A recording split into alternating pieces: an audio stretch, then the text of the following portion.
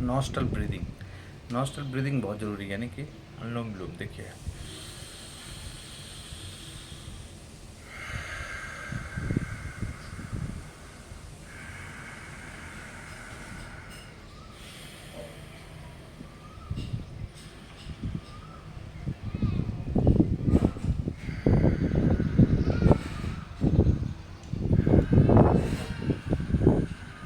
जब तक आप शांत चित्त नहीं बैठेंगे, है ना, शांत चित्त बैठ जाइए, जो आ रहा है उसको फील करिए, शांत चित्त होकर बैठना प्रारंभ कीजिए और अपने अंदर झांकना प्रारंभ कीजिए। जब तक आप अपने अंदर उतरेंगे नहीं, तब तक जो आपका तम है, यानी अंधेरा है, वो लगातार बढ़ता ही रहेगा। जितना आप बाहर की चीज़ों में देखने में समर्थ लगाते हैं, ऊर्जा लगाते हैं, उसका अगर आपने 10% भी अपने अंदर की ऊर्जा को जानने में, खुद को जानने में व्यय किया, तो निश्चित रूप से आप उस परम सत्य को जान जाएंगे जिसको सब लोग आए चल दिए, सुबह नौकरी कर रहे हैं, शाम को आ रहे हैं, सुबह जा रहे हैं, शाम को आ रहे हैं, खा रहे हैं, पी रहे हैं, बस चल रहा है। क्या करें, जीवन चल रहा है। कैसे जीवन चल रहा है? बस यही करने आए थे क्या, कि आए थे खाएंगे पिएंगे चले जाएंगे, यही करने आए थे? नहीं ना। तो जीवन, बहुत लोग तो ऐसे ही चले जाते हैं, कुछ उद्देश्य ही नहीं जिनका, आए थे मर मुड़ के चले गए, कोई उद्देश्य नहीं, ऑब्जेक्टिवलेस, उद्देश्य विहीन जिसे बोलते हैं। अगर इस धरती पर आए तो कुछ उद्देश्य रखिए, अपने आप को जानिए, उस परम सत्य को जानिए, परमात्मा आपके अंदर है, इधर उधर मत कीजिए, है ना। सब, कोई भी धर्म, कोई भी संप्रदाय हो, अपने अंदर के राम को जानिए, अपने अंदर के रहीम को जानिए, अपने अंदर के अल्लाह को जानिए, अपने अंदर को यीशु को जानिए, लेकिन अंदर है वो, बाहर नहीं है। सब अध्ययन कीजिए, हिंदू हैं तो अपना गीता ज्ञान, रामायण महाभारत सब चीज़ पढ़िए, किंतु आंतरिक ज्ञान को भूलिए मत। आंतरिक ज्ञान आपको कहाँ से मिलेगा? जब आप आंखें बंद करके शांत चित्त होकर बैठेंगे, और ये लगातार बढ़ता जाएगा, धीरे धीरे अभ्यास जैसे ही बढ़ता जाएगा, आपको आनंद अपने अंदर से महसूस होने लगे। जो आपके अंदर राम बैठे हैं, जो आपके अंदर राम है, वो दिखना लगेगा। जब आपके अंदर कमल, सहस्त्रार चक्र से जो अमृत की बूंदें हैं आपके अंदर स्रवित होंगी, तब आपको अंदर आनंद ही आनंद महसूस हो। आप जीवन की आपाधापी में स्वयं से बहुत दूर होते हैं। सत्य की खोज तो कोई कर ही नहीं रहा है।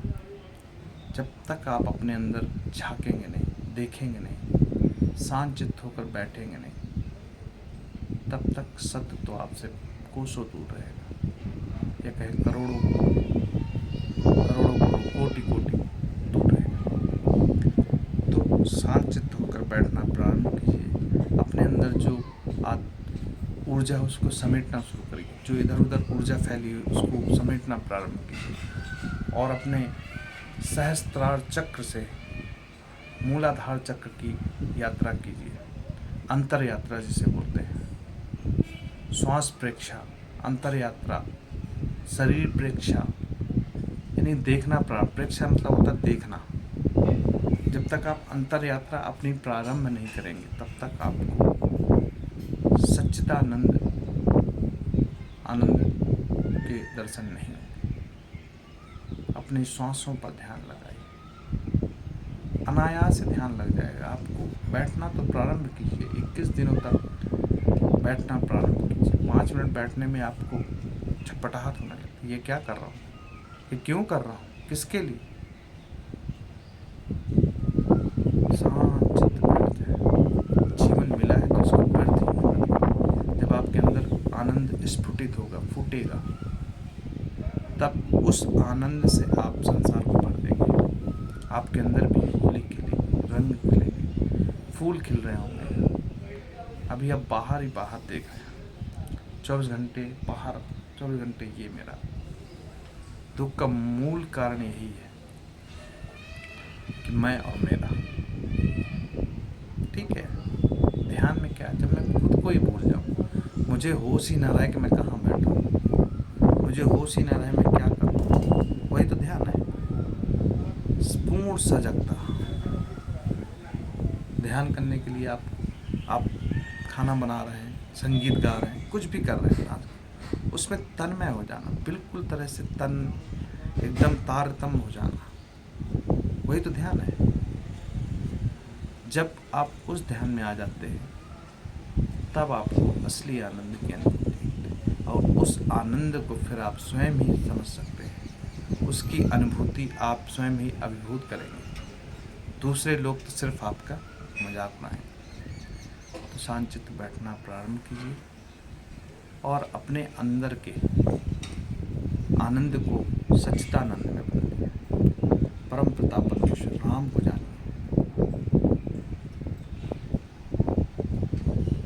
वेद पुराण सब पढ़िए, किंतु जब तक आप अपने अंदर झांकेंगे तब तक आपको कुछ भी दिखाई नहीं देगा। जिन खोजा तिन पाइयाँ गहरे पानी बैठ, जब तक गहराई में उतरेंगे नहीं तब तक उसकी माप कैसे मिलेगी।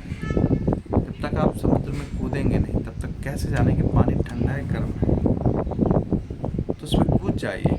इस शरीर रूपी कूप में आपको कूद के छलांग लगाना पड़ेगा, बैठना पड़ेगा, घंटों घंटों बैठना, तभी जाके आप उस असली आध्यात्म आनंद को अनुभव कर पाएंगे। लोगों ने किया है, जिन्होंने किया है वो परम आनंद को प्राप्त हुए। याद रखिए, शरीर मरता है, विचार नहीं। विचार सदैव चलते रहते हैं, करोड़ों करोड़ों वर्ष चलते रहते हैं। ये ब्रह्मांड अनंत है, इनफाइनाइट। जो आपके विचार आ रहे हैं, आपने सोचा यानी कि वो विचार आया और वो आपके मामूली से तो गया, लेकिन ऐसा कदापि नहीं कि वो ब्रह्मांड में कहीं जाके छिप गया, कहीं मिट नहीं गया, क्योंकि ऊर्जा ट्रांसफर है। ऊर्जा एक रूप से दूसरे रूप में जा रही है।